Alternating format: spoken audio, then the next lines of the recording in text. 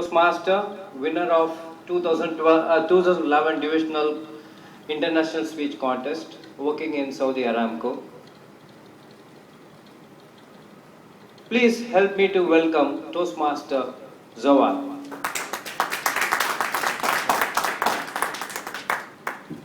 His title of the speech is You Are Late. You Are Late, Toastmaster Mohammad Zawad.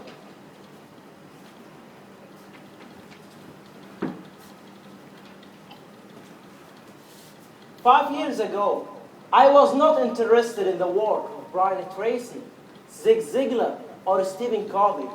Mr. Toastmasters follow Toastmasters. I was much more interested in calling, texting, and chatting. But all that changed back in 2008 when I learned an extraordinary lesson. A lesson that changed my life and it might change yours. Have you ever been frustrated by something for years? Yes. Do you remember what was it? Do you want to know what was frustrated me most? Come with me. 5 years ago, I was driving back home after a long, exhausting day, not willing to walk or talk. If you were there 5 years ago, you would have seen me finally at home, stretched out on the sofa, flipping on that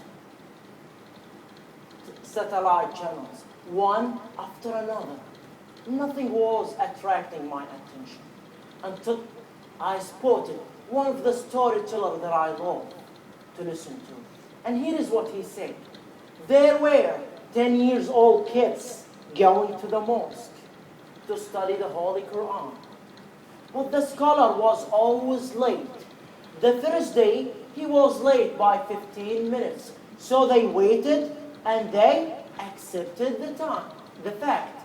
The second day, he was delayed for 30 minutes. So they waited and they accepted the fact.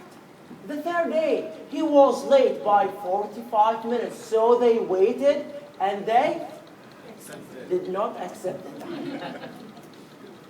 One of the students stood up and said, today, I'm going to teach this scholar a lesson that he will never forget. Another student, he stood up and said, yes, we should tell him a lesson. The other student, he said, I don't know what you are talking about, but I agree with you. You know, it's only need a spark to light a fire. But by the time they heard the scholar coughing, there was a complete silence in the mosque. You know how some people sometimes they become brave behind a closed door? Everyone was silent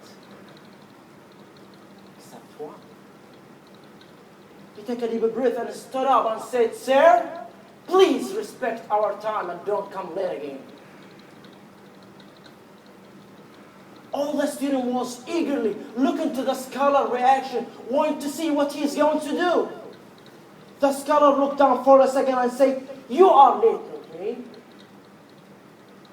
The brave student said, I swear I was here 15 minutes earlier. Ask Muhammad, ask Ali, please tell him, please tell him. And the scholar did not end up there. He looked to the rest of the students and said, you are late too. And the scholar reaction went up. He stretched his hand to the brave student. And as he stretched his hand, the TV commercial began. Have you ever been disturbed by a TV commercial? Yes. And while that TV commercial, I was asking myself, why the scholar said, you are late, not me. A memories from 15 years ago took me back when I used to go to Al-Malik Hospital for my leg injury. Even though the doctor received his patient at 4:30, I used to leave home at 3 o'clock. Arriving at the hospital at 3:30, taking a waiting number and wait. And as the receptionist came, I asked him to bring my file, and I have to wait again. And as I wait, the doctor to come. 5 o'clock, he is not here. I hate waiting. Really, I hate waiting. 6 o'clock, I really hate waiting. 9 o'clock, what would you do if your doctor cancel your appointment? Most of the time, the doctor, he went to the surgery without seeing us. And this is why I hate that experience. But the story resumed, and the TV commercial finished. So they resumed the story, and the scholar stretched out his hand and placed it gently to the kiss, and looked at him wisely and said, when I was in your age, and when my great scholars come late to solve a community problem, I utilized that time and I memorized 12th chapter of the Holy Quran. You see why you are late? Because your waiting time is not a wasting time. Ladies and gentlemen, there are those who wasted time and those who doesn't. Which one do you want to be? The one who reads like Dan, or the one who doesn't?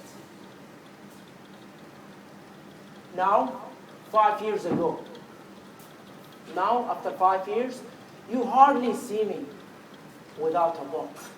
When most people, they have to wait in a long line, they say, oh God, another waiting line. But when I have to wait again in a waiting line, I say, oh great, it's a long line, so I have to read. Can I have one cheeseburger and one French fries? See, does not mean that I have to wait. I have to waste. While waiting in a such line, I learned from Brian Tracy how to eat that frog. I learned from Zig Ziglar how to close the sale. I learned from Stephen Covey how to sharpen the saw. Confucius once said, no matter how busy you might think you are, you must find time for reading or surrounding yourself to a self-choosing ignorance. Ladies and gentlemen, the choice is yours. You can be like most people, wasting their time calling, texting, or chatting. Or you can be like influential people who others look at them like a mobile library. They crave their advice and consultation because they read. And no matter what you want to choose, please remember what the scholar said. Your waiting time is not a wasting time.